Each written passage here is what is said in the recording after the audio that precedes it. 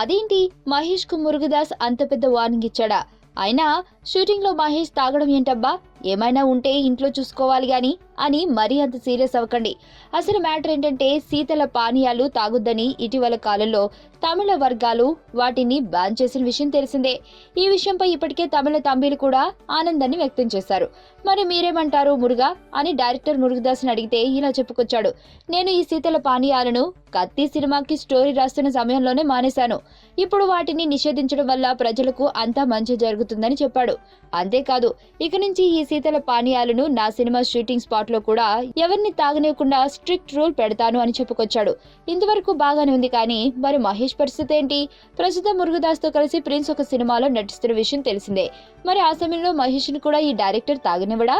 ఒకవేళ అదే జరిగితే ఇప్పటికే పెద్ద శీతల పానీయాల కంపెనీకి ఏకంగా బ్రాండ్ అంబాసిడర్ గా ఉన్న మహేష్ వాటిని అందరూ తాగాలని కూడా ఎంకరేజ్ చేస్తున్నాడు. ఈ నేపథ్యంలో మహేష్ కు మురుగదాస్ వార్నింగ్ ఇస్తూ ఇక నుంచి నా సినిమా షూటింగ్ లో తాగొద్దని సరదాగా వ్యాఖ్యానించాడట. అది అసలు మ్యాటర్.